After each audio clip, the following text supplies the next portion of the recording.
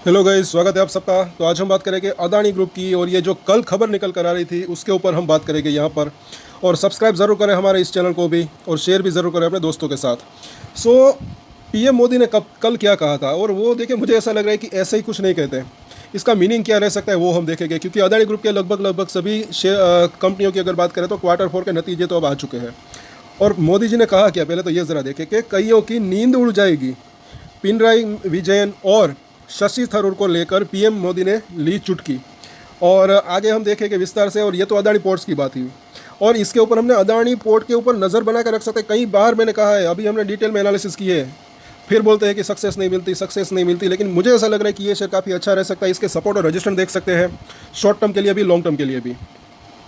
बाकी अगर पूरे ग्रुप की अगर बात करें, अदानी ग्रुप की अगर बात करें, तो देखिए मुझे ऐसा लग रहा है कि क्योंकि एक तो देखिए विरोधी जो है इनके जो भी बोले, मतलब कि वो मुझे नहीं लगता कि वो उसके ऊपर हम नहीं जाते कि मतलब कि वो सही है या गलत। लेकिन मोदी जी हो या फिर गवर्नमेंट हो, अभी इसका जो प्रोजेक्ट आगे अगर बात करें, उसकी जो मतलब कि जिसके ऊपर नज़र है उसके ऊपर हम चर्चा करेंगे। पहले तो उन्होंने कहा क्या कि ये हम देखेंगे। एक तो प्रधानमंत्री नरेंद्र मोदी जो है उन्होंने विपक्ष पर तंज कसते हुए जो है कोई मौका हाथ से जाने नहीं देते। शुक्रवार को क्या कहा उन्होंने, कि उन्होंने कुछ ऐसा कहा कि केरल के मुख्यमंत्री पिनराई विजयन और कांग्रेस सांसद शशि थरूर की मौजूदगी पर उसने चुटकी लेते हुए कहा कि मुख्यमंत्री जी, आप INDI गठबंधन के एक मजबूत स्तंभ हैं।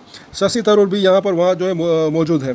तो आज का कार्यक्रम कई लोगों की नींद उड़ा देगा, क्योंकि कल क्या हुआ था, मोदी जी ने वो उद्घाटन किया था अदानी पोर्ट्स का, उसका जो एक बड़ा प्रोजेक्ट है। तो उसके एक दिन पहले गुरुवार को शशि थरूर ने क्या कहा था, पीएम मोदी के स्वागत की तस्वीरें सोशल मीडिया पर शेयर की। और उन्होंने क्या कहा कि दिल्ली एयरपोर्ट की अव्यवस्था की वजह से थोड़ी देर जरूर हुई। आमने सामने ये दोनों आ गए थे, लेकिन फिर भी तिरुवनंतपुरम समय पर पहुंचकर प्रधानमंत्री का स्वागत कर सका। दिलचस्प बात यह है कि हाल ही में केरल जो है केरल बीजेपी अध्यक्ष राजीव चंद्रशेखर ने शशि थरूर को कांग्रेस के कुछ समझदार नेताओं में से एक बताया था, और कांग्रेस ने भी किया जवाब, उन्होंने भी दिया जवाब मतलब। तो पीएम मोदी के ये तंज का जवाब कांग्रेस महासचिव केसी वेणुगोपाल ने तुरंत दिया, कि उन्होंने कहा कि मुझे समझ नहीं आता पीएम जो है कि वो किस आधार पर ऐसा कह रहे हैं। असल में तो अब नींद मोदी जी की उड़ेगी, न कि इंडिया गठबंधन हो या फिर राहुल गांधी या कांग्रेस की। अब इसके ऊपर आपका क्या ख्याल है, नीचे कमेंट जरूर करें। मोदी जी ने वैसे अच्छा खासा तंज कसा, क्योंकि वो अक्सर वो बातें चलती रहती है, हम सबको पता है। जबकि अदानी जी से मतलब कि कुछ ना कुछ ये उद्घाटन हो या कुछ भी हो तो मतलब कि सीधा उनके साथ नाम जोड़ दिया जाता है। अब ये अफवाह की बातें हो सकती है। खैर, फिलहाल आगे देखते हैं कि हम जातीय जनगणना के मुद्दे पर उन पर मुद्दा जो है पूरा दबाव बनाएंगे। उन्होंने आगे जोड़ा, जैसे उन्होंने महिला आरक्षण बिल का ऐलान किया, वैसे ही जातीय जनगणना की भी बात अधूरी रह गई। आखिर में ज़रूर देखना मुझे क्या लग रहा है इसके अंदर। अब हमें कोई चिंता नहीं है, हम आराम से सोएंगे, लेकिन पीएम को अब नींद नहीं आएगी। ये अब कांग्रेस का पलटवार था। आगे देखें तो देश का पहला डीप वाटर ट्रांसमिशन पोर्ट, तो ये इम्पोर्टेंट कितना है वो उसको पहले तो देखें। सिर्फ एक कंपनी की बात नहीं, अलग अलग और कंपनी की भी हम बात करेंगे। तो पीएम मोदी ने तिरुवनंतपुरम ये जो पोर्ट है उसका उद्घाटन करते हुए पहुंचे थे, और जो है 8,867 करोड़ की लागत से काफ़ी बड़ा ये जो है पोर्ट बना। और इससे जो है अदानी पोर्ट्स ने जो है पब्लिक प्राइवेट पार्टनरशिप मॉडल के ऊपर तैयार किया। तो इसका संचालन जो है वो DBFOT मॉडल, यानी कि ये इसका फुल फॉर्म है, वो किया जा रहा है। और जुलाई 2023 से ऑपरेशन शुरू होने के बाद अब तक की अगर बात करें तो 250 कंटेनर शिप ऑलरेडी आ चुके हैं। और पोर्ट की वार्षिक क्षमता कितनी है, तो पोर्ट की वार्षिक क्षमता 5 मिलियन TEUS, जिसे जो है जल्द ही ट्रिपल किया जाएगा। ये ज़रा देखें, ट्रिपल इसकी जो है कैपेसिटी हो सकती है। और भारत की समुद्री ताकत पर भी पीएम मोदी को जो है फोकस उसका। तो अपने भाषण में कहा कि दुनिया के टॉप 3 देशों में ये जो है भारत जो है दुनिया के टॉप 3 देशों में शामिल है जो सबसे ज़्यादा सीफेस यानी कि समुद्री कर्मचारी उपलब्ध कराता है। पिछले 10 वर्षों में देश की पोर्ट क्षमता जो है वो दोगुनी हो गई है। टर्न अराउंड टाइम की अगर बात करें तो 30% घटा है। और उन्होंने कहा कि अब बड़े जहाज़ भी यहाँ आसानी से लोड अनलोड हो सकेंगे, जो पहले विदेशों में जाते थे। और जिससे क्या हो, फ़ायदा क्या हो सकता है, जिससे देश के को रेवेन्यू का नुकसान होता था, जो कि अब कम हो सकता है। तो देश को भी फ़ायदा इससे हो सकता है। सो ये जो है इसकी पूरी रिपोर्ट है। और ये तो बात हुई अदानी पोर्ट्स की, लेकिन अब हम बात करें पूरे अदानी ग्रुप की। तो देखिए मुझे ऐसा लग रहा है कि ये मोदी जी जो है ऐसे ही कुछ नहीं बोलते। कहीं ना कहीं देखिए मुझे ऐसा लग रहा है कि कहीं ना कहीं अब उसको जो है उनका कॉन्फिडेंस जो है वो एक दिखाई दे रहा है। तो कहीं ना कहीं अब उनका फोकस, गवर्नमेंट का अगर बात करें, फोकस किसके ऊपर है, इंफ्रास्ट्रक्चर के ऊपर है। सबसे पहली बात है और दूसरा फोकस है ग्रीन एनर्जी के अंदर। और अदानी ग्रुप की अगर बात करें, देखिए वो कॉन्फिडेंस की बात है मोदी जी की अगर बात करें। बाकी मुझे ऐसा लग रहा है कि जो भी आए दिन जो खबरें आती रहती है, विरोध विपक्ष पक्ष जो है इसके ऊपर आरोप लगाते हैं, ये है वो है, देखिए मुझे ऐसा लग रहा है कि वो सब अफवाहें हो सकती है, वो सब झूठ हो सकता है। बाकी तो गवर्नमेंट का फोकस जो है इंफ्रास्ट्रक्चर और ग्रीन एनर्जी के अंदर है। तो मुझे ऐसा लग रहा है कि कहीं ना कहीं जो है आगे चलकर एक अदानी ग्रुप की अगर बात करें तो अच्छा रह सकता है, क्योंकि अदानी ग्रुप का ज़्यादा बिजनेस अगर बात करें तो इन दोनों ही क्षेत्र के अंदर है, ऐसा मुझे लग रहा है कहीं ना कहीं। अब ग्रीन एनर्जी के अंदर पावर को भी आप जोड़ सकते हैं, साथ साथ वो जो अदानी टोटल गैस है उसको भी जोड़ सकते हैं, क्योंकि वो भी नेचुरल गैस ही तो है, उसको भी ग्रीन एनर्जी कैटेगरी के अंदर ही डाल सकते हैं। साथ साथ वो ईवी चार्जिंग स्टेशन भी बनाते हैं, और इस साल इस क्वार्टर के अंदर तो अच्छी खासी ईवी चार्जिंग स्टेशन उन्होंने बनाई, अच्छी खासी उसके अंदर जो है बढ़ोतरी हुई। तो धीरे धीरे करके, और अदानी टोटल गैस की भी अगर बात करें तो 75,000 तक ईवी चार्जिंग स्टेशन बनाने का उसका लक्ष्य है, उसने कंपनी ने कहा था 2030 तक।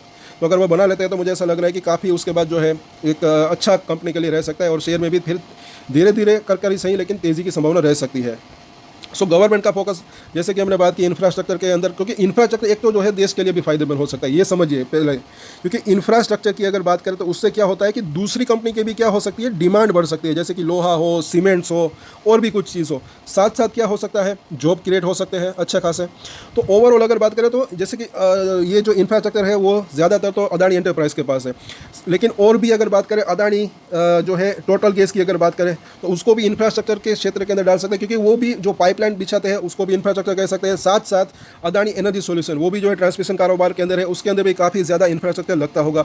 साथ साथ जो है अदानी पावर हो तो उसके अंदर भी इंफ्रास्ट्रक्चर जो है लगता होगा कहीं ना कहीं, क्योंकि वो भी जो है थर्मल पावर के अंदर है। सो एक तो ये बात हो गई। दूसरी चीज़ हो गई अदानी जो है ये ग्रीन एनर्जी की अगर बात करें, एक तो अदानी ग्रीन एनर्जी है जो कि एक ग्रीन एनर्जी प्रोड्यूस करती है, लेकिन उसका बेनिफिट और भी जो है कंपनियों का इसका मिल सकता है, क्योंकि अदानी एनर्जी सॉल्यूशन, जिसका पहला नाम ट्रांसमिशन था, तो अदानी एनर्जी सॉल्यूशन भी जो है वो भी ट्रांसमिशन, बिजली का मतलब कि जो है वो ट्रांसमिशन कंपनी है, वितरण करती है। तो वो भी जो है ये ग्रीन एनर्जी से उसको भी फ़ायदा हो सकता है, और साथ साथ उसका भी अच्छा खासा फोकस है स्मार्ट मीटरिंग के अंदर भी। और अगर बात करें अदानी पावर की, तो पावर का डिमांड तो बढ़ ही सकता है ओवरऑल अगर बात करें तो, क्योंकि इंडिया की पॉपुलेशन इतने ज़्यादा है। सो ओवरऑल अगर जो है बात करें तो ऐसा लग रहा है कि अदानी ग्रुप पूरे ग्रुप की अगर बात करें तो कई शेयरों के अंदर एक अच्छी तेज़ी की संभावना रह सकती है। इसलिए मैंने कहा कि ये जो है एक काफ़ी एक महत्वपूर्ण संकेत इसका हो सकता है। हाँ, वक्त लग सकता है, ये ना भूलें, क्योंकि कई लोग इसके अंदर थक चुके होंगे, हार चुके होंगे। एक जो है इसके अंदर स्टॉक मार्केट के अंदर बात करें तो ऊपर नीचे ऊपर नीचे ऊपर नीचे ये लगा रहता है शॉर्ट टर्म की अगर बात करें तो। बाकी लॉन्गर टर्म की बात करें तो मुझे ऐसा लग रहा है कि अच्छी तेज़ी की संभावना रह सकती है। और अभी 6 महीने 1 साल कई लोग इसके अंदर बात करते हैं, लेकिन ये पी रेशियो कई कंपनियों का हो सकता है कि हाई हो तब खरीद लिए हो, इस वजह से अभी थोड़ा सा ये रेंज बाउंड ट्रेड हो रहा है। लेकिन उसमें भी मैंने कई बार कहा है, समझने लायक बात है, जिसको समझ में आता है उनको तो आता है, कि सपोर्ट के ऊपर नीचे में और ऊपर में रजिस्ट्रेशन के ऊपर नज़र रख सकते हैं, उसमें भी अच्छा पैसा कमाने का मौका मिल सकता है। फॉर एग्जांपल, अगर कोई शेयर 100 रुपये का हो, अगर वो 80 रुपये 100 रुपये इस तरीके से 5 बार जाता है तो भी हर बार 20% से भी ज़्यादा के रिटर्न मिलने की संभावना रह सकती है। अगर इस तरीके से अगर बात करें 5 बार अगर इसको मल्टीप्लाई करें तो सीधा सीधा ये स्टॉक इस तरीके से 100% मतलब कि 2 गुने तक के रिटर्न भी मिल सकते हैं इस तरीके से। ये सब समझने लायक बात है। हाँ, इसके अंदर मेहनत लगती है, मतलब कि लोगों को क्या है, कई लोगों को मतलब कि मेहनत नहीं करनी, सिर्फ खरीद कर बैठ जाते हैं।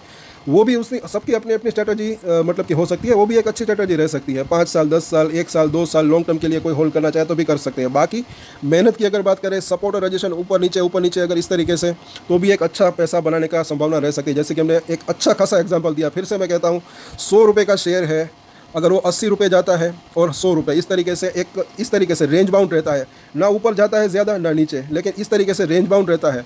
फिर भी उसके अंदर हर बार अगर 5 बार इस तरीके से हो, 20-20 रुपये अगर बात करें तो भी ये 2 गुने के आसपास हो सकता है इस तरीके से, अगर मतलब कि नीचे में खरीदने की कोशिश करें और ऊपर में बेचने की उस तरीके से।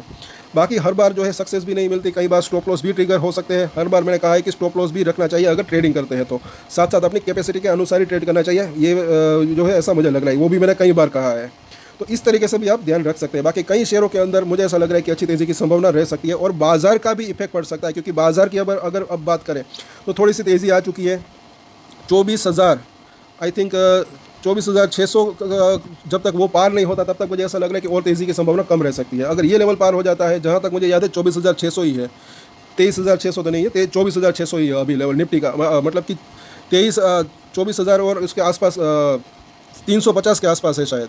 तो 500 और 600 वो लेवल पार हो तब एक ब्रेकआउट आ सके है। तब तक हो सकता है कि या तो थोड़ा सा कंसोलिडेशन रहे या तो थोड़ी सी गिरावट आए, तो फिर जो है अदानी ग्रुप के शेयर शॉर्ट टर्म में थोड़े से गिरावट, उसके अंदर गिरावट आ सकती है। तो नीचे में भी इसके ऊपर नज़र बनाकर रख सकते हैं। बाकी कई शेयरों के ऊपर हम डेली चर्चा करते हैं, तो सब्सक्राइब जरूर करें हमारे इस चैनल को भी। और वो अदानी ग्रीन एनर्जी की अगर बात करें तो उसके ऊपर हम, और अदानी एनर्जी सॉल्यूशन, उसके ऊपर जो कैपेक्स की बात हुई वो डिटेल में चर्चा करेंगे, फंडामेंटल भी बात करेंगे। सब्सक्राइब और शेयर जरूर करें। सो आज के वीडियो में इतना ही। और एक स्टैंडर्ड डिस्क्लेमर जो कि मैं हमेशा देता हूँ, आप कोई भी ट्रेड ले उससे पहले अपनी रिसर्च करें, अपने फाइनेंशियल एडवाइजर की सलाह ले, उसके बाद ही कोई डिसीजन ले। और डिसीजन ले तो उसकी जिम्मेदारी मैच्योरिटी के साथ खुद ही ले। ये वीडियो मैंने एजुकेशन पर्पस के लिए बनाया, मेरी तरफ से कोई भी बाय या सेल की रिकमेंडेशन नहीं है। Thank you.